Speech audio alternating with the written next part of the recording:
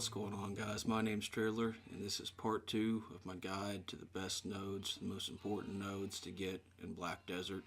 Part 2 is going to cover Serindia, which is Heidel and Glish. There's not a whole lot you need to get, so it should be a short video, so let's get right into it.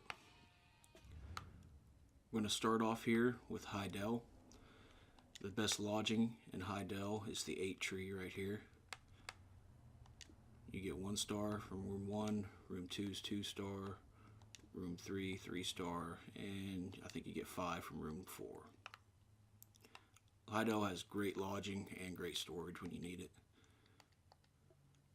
Now, there's the 2 most important nodes in the game, in my opinion, are out of Heidel. These 2 you want to get as soon as possible. As soon as you have the CP for it, I highly recommend getting Lynch Farm Ruins.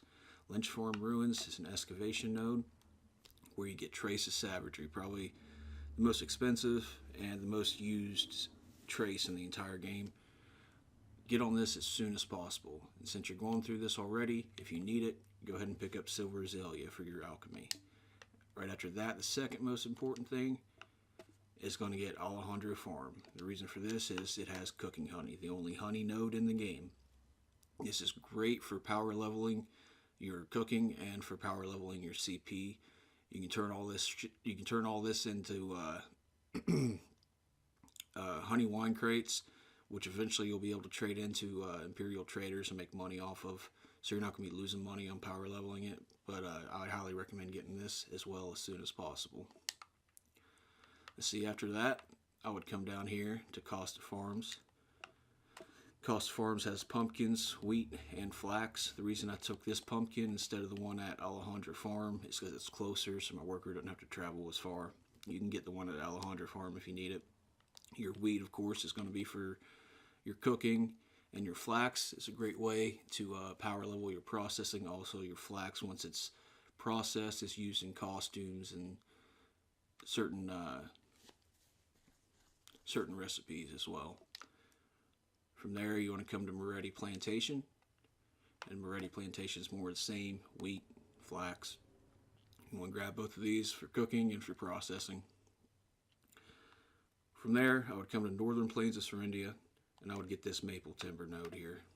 This maple timber has a byproduct of red tree lump, main reason I get it, and plus I need to go through it to get one of the other most important nodes in the game, which is Lynch Ranch. Lynch Ranch is the only node that has fleece in the entire game. Fleece is used for costumes and other crafting on ship parts, wagon parts, and stuff like that. So you're going to want to get this. You don't have to get it right away, but eventually you're going to work your way to get this. From there, there's pretty much nothing else you need. But if you do need more iron and copper, you can come to Northern Heidel Quarry. You get both byproducts from this. You get Flame of Powder and Flame of Darkness from this. It is going to cost you 3 CP to get coming through Northern Guard Camp. I don't think it's worth the CP, but if you need it, there you go. More iron, more copper. You can come to Northern Wetlands here and get Dwarf Mushrooms for alchemy if you need that for alchemy. And Castle Ruins, it gives you maple sap byproduct. The reason I don't have this is I don't use maple sap all that often. If I do need maple sap, I'll just go collect it myself.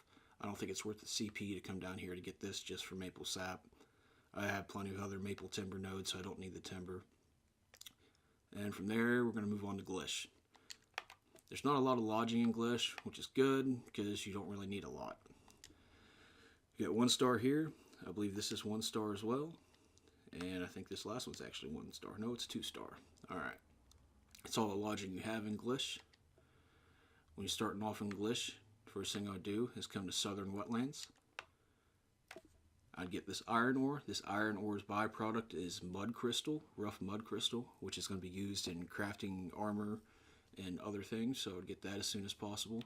And since you're here, you might as well pick up cloud mushrooms for alchemy. Oop. Right after that, I would come over here to Glish Swamp. Glish Swamp has lead ore. Lead ore is going to be great for making trash crates to trade, to level up your trading. And from there, you want to get to Glish Ruins. And you can do this from two ways. If you're running low on lodging and glish, you can come from up here from Heidel to the Central Guard Camp to glish. It's going to cost you the same amount of CP as coming through Southern Guard Camp to glish ruins. But the reason I don't recommend going through the Central Guard Camp is you're eventually going to want to come down here and get Serindia Shrine. So I would go through this one. It's going to cost you the same CP, but you want glish ruins because it's another excavation site. And I believe from here you get trace of hunting and trace of origin, I believe. So you want to jump on these, get those traces going. After that, the reason Serindia Shrine is so important, I don't have it right now, but I need to be getting it, is it's one of the only 2 pine timber nodes in the game for pine timber. The byproduct from here, I think, is Monk's Branch. It's nothing special, but that pine timber is important.